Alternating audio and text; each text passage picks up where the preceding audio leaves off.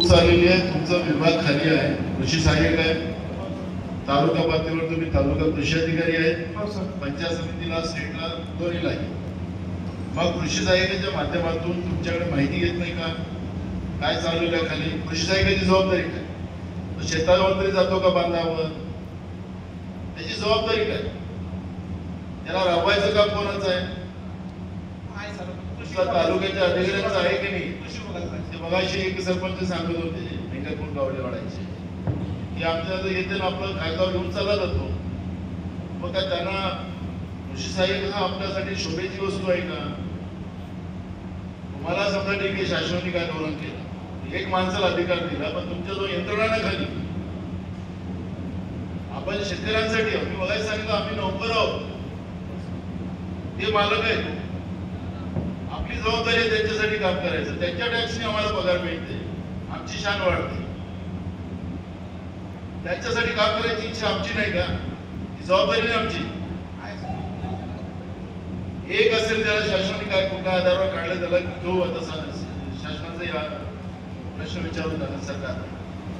पण आमच्याजवळ हे सगळं असताना, व्यवस्था असताना, व्यवस्था आत्महत्या झाली का त्या माफियांच्या समोर? आणि मी बिफोर मीटिंग घेतली होती स्पेशल कलेक्टरकडे, या वर्षी तरी हे थांबलं पाहिजे, नाही थांबवू शकलो आपण। आम्ही हमला करू शकतो कृषी केंद्रावर जाऊन, आम्ही मारापिटा करू शकतो, काय कायदा हातातून घ्यायचं ना? आता नवीन कायदा आला आपण विधानसभेत, नक्षलवादी घोषित होतो आम्ही। प्रशासन काय करतं आमचं? आम्ही हातपाय केलं, मारापिरा केल्या पाहिजेत असं तुम्हाला अपेक्षित असेल ते करू, मग तुमची गरज काय?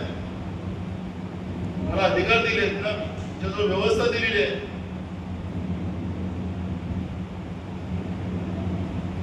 हे मला एक बघा, मी तुम्हाला सांगतो, तुम्ही काय चौकशी करायची काय नाही, लोकांचं बँक का घ्यायची घ्या, कृषी केंद्रावर कारवाई करायची की नाही करायची तुमचा अधिकार आहे, माझा नाही आणि आमच्या सरपंचांचा नाही, जिल्हा परिषद पंचायत समिती।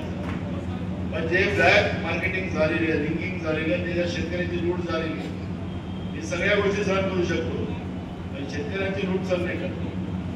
त्यामुळे तुम्हाला या सगळ्या व्यवस्थेला कसं दुरुस्त करायचं हे तुम्ही करा, तुमची जबाबदारी नाही। आता अद्दल घडवली तुम्ही, तर मग तुम्हाला अद्दल घडवली, बिलकुल नाही चालणार असं। मला जेव्हा माहीत झालं, मी तातडीनं आलो, मी कलेक्टरकडे बोलावलं, तुमच्या लोकांना सगळ्यांना आम्ही सांगितलं की येऊ देऊ नका यावेळेस, तरी ऐकत नाही तुम्ही लोक। तुम्हाला काय सुधारणा करा, तुम्ही सरपंच महोदय मला गावातल्या लोकांच्या सरपंचाच्या सहाय्य करून कसं कसं लूट झाली, त्या भावानं तुम्हाला खात आणि औषधी दिल्या गेल्या, बियाणं दिलं, तुम्हाला चांगली की पण